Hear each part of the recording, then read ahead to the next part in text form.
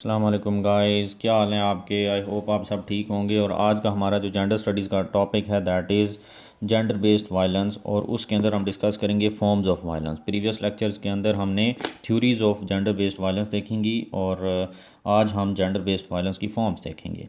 सबसे पहले देखते हैं what is violence. Violence is behaviour और norms involving physical force intended to hurt, damage और किल समवन और समथिंग।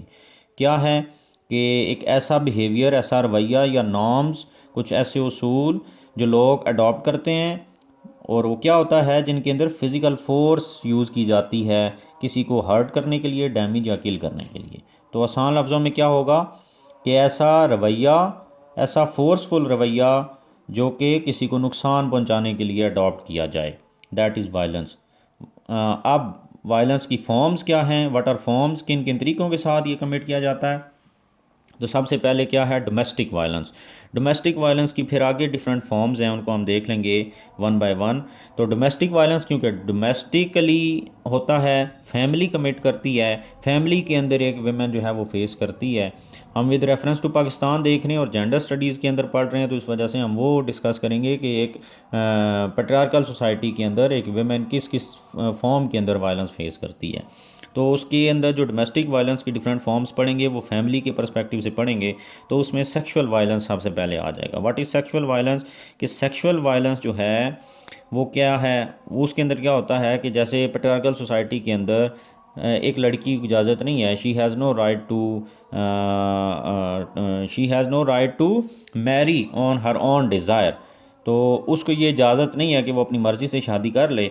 तो क्या होता है कि उसको ये एक फोर्सफुली उसकी मैरिज जो है वो अरेंज कराई जाती है। तो this is a form of sexual violence. उसको इजाज़त नहीं दी जाती कि वो अपनी मर्ज़ी से कर ले।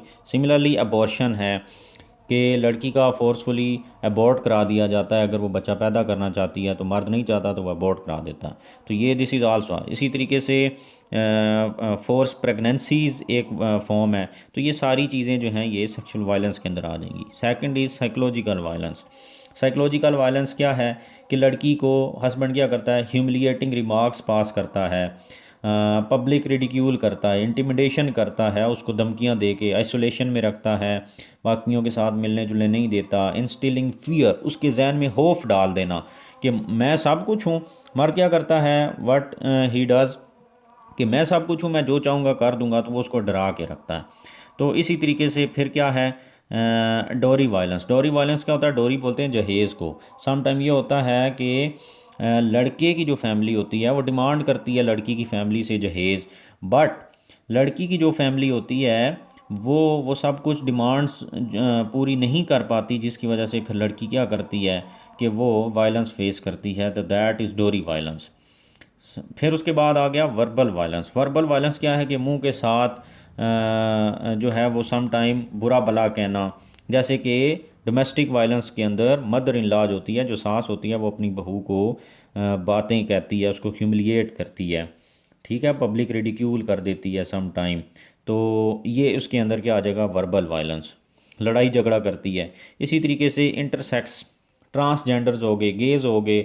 हमारी सोसाइटीज़ के अंदर क्या होता है कि हम नॉर्मली देखते हैं, क्योंकि इनको इतने राइट्स नहीं दिए गए हमारी सोसाइटीज़ के अंदर, और फिर सोसाइटीज़ भी इनको उस तरीके से राइट्स नहीं देती जो सोशल राइट्स इनको देने चाहिए। तो उससे क्या होता है कि रोड्स के ऊपर इनको आवाज़ें कसी जाती हैं, नारे कसे जाते हैं। तो ये सब चीज़ें क्या होती हैं, ये वर्बल वायलेंस के अंदर आ जाती हैं, इंटरसेक्स पीपल जो होते हैं उनके अगेंस्ट। फिर फिज़िकल वायलेंस के अंदर तो ये हमने पढ़ा, जैसे सेक्सुअल वायलेंस है, ऑनर किलिंग है, या उसको बैटरी मारना, एसिड थ्रोइंग है, एहतजाब फेंकना, स्ट्रॉ बर्निंग है, आग लगा देना, ये उसके फिज़िकल वायलेंस में आ जाएंगी। Next is sexual violence. Sexual violence के अंदर क्या होगा कि रेप उसकी एक नॉर्मल सी फॉर्म है। लड़कियां रेप फेस करती हैं ऐसी सोसाइटीज़ के अंदर, जैसे हमने मुख्तारा माई के अंदर देखा। समटाइम अरेंज्ड रेप होते हैं, जैसे पंचायत वगैरह जो है वो ऑर्डर कर देती है।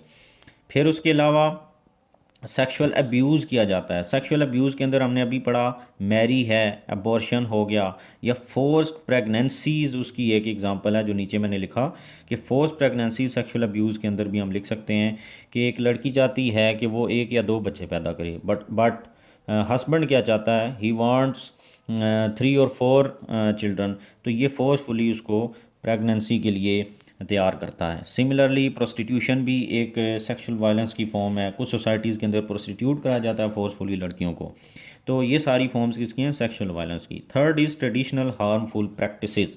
ट्रेडिशनल हार्मफुल प्रैक्टिसेस के अंदर आम जो ट्रेडिशंस बन जाती हैं, ऑनर किलिंग, कि अगर एक लड़की को इजाज़त नहीं है कि वो अपनी मर्ज़ी से शादी करे या वो किसी के साथ घर छोड़कर चली गई है, तो अब वो क्या है कि उस फैमिली के लिए ज़रूरी हो गया कि अब उसको मारे, क्योंकि सोसाइटी के अंदर रहते हैं और सोसाइटी इस चीज़ को एक्सेप्ट नहीं करती कि लड़की ने घर वालों की इजाज़त के बगैर शादी कर ली। तो अब क्या होता है, उसको मार दिया जाता है ऑनर के लिए, अपनी ऑनर को प्रोटेक्ट करने के लिए। तो दैट इज़ ऑनर किलिंग। ये ट्रेडिशनल हार्मफुल प्रैक्टिसेस, ये आप फिज़िकल वायलेंस के अंदर भी लिख सकते हैं। इकोनॉमिक वायलेंस, पेट्रियार्कल सोसाइटी के अंदर लड़की को तमाम वो काम दिए जाते हैं जिनकी कोई इकोनॉमिक वैल्यू नहीं है, जैसे कि घर को देखना, घर को मैनेज करना, बच्चों की केयर करना, ये तमाम चीज़ें। तो इस वजह से क्या होता है कि वो इकोनॉमिकली डिपेंडेंट होती है मेल के ऊपर।